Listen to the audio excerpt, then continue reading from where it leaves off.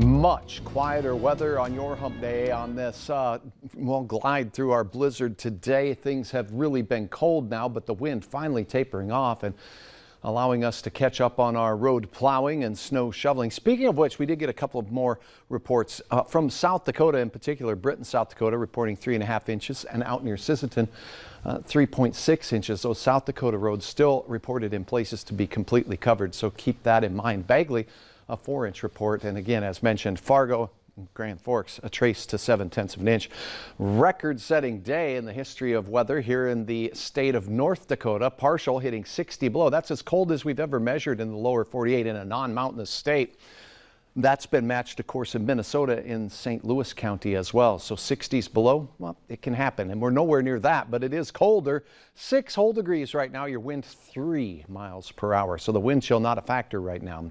Looking up north, Grand Forks 5 degrees, 5 mile per hour wind. Feels like 4 below zero, 5:51, the time of sunset for our northern counties. Here's a look at a few clouds in the upper left-hand side of the map, and you can even see some blue behind our Valley News Live sign back there. So there's some snow shower activity taking place out there in the, the far reaches of Saskatchewan. Look, it's another Colorado low, folks, but this storm is going to dive to the south, and we'll be hearing about some severe weather that is caused by this system in the southern plains over the next couple of days. This one leaves us alone, and that's good news. We'll see some improvement, but the cold is what we're turning our attention to for tonight. It's 0 in Thief River, 5 in Roseau, Devil's Lake 7 degrees, and it's 21 in Bismarck and 20 for Brainerd.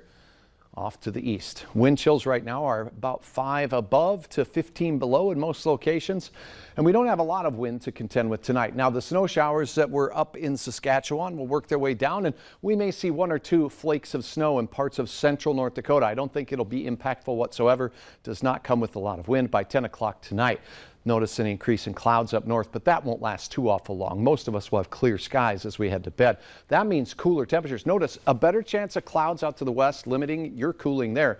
The rest of us 5 to 15 below for air temperatures in white, and in pink, these are your wind chills.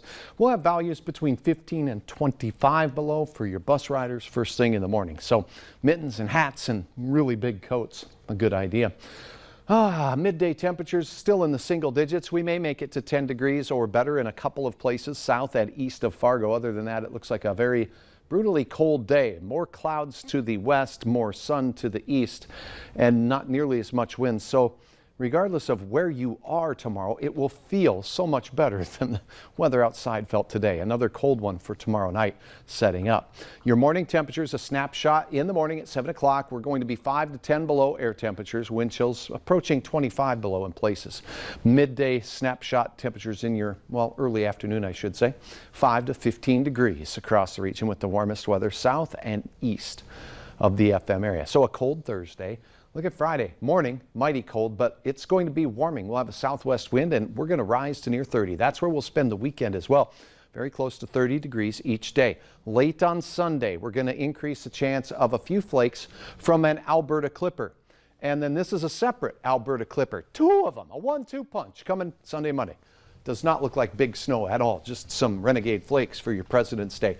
That does import some colder air in for Tuesday and Wednesday. Particularly late. Looks like another Colorado low style system making its way towards us that we are keeping our eyes on for you. Lots to keep your eyes on in that forecast. There is. And make sure you have the Valley News Live Storm Team weather app so you too can keep up with the weather anytime, anywhere. Our team will give you the latest forecast and conditions. Just search VNL Weather in the App Store and download it for free. It's a good one.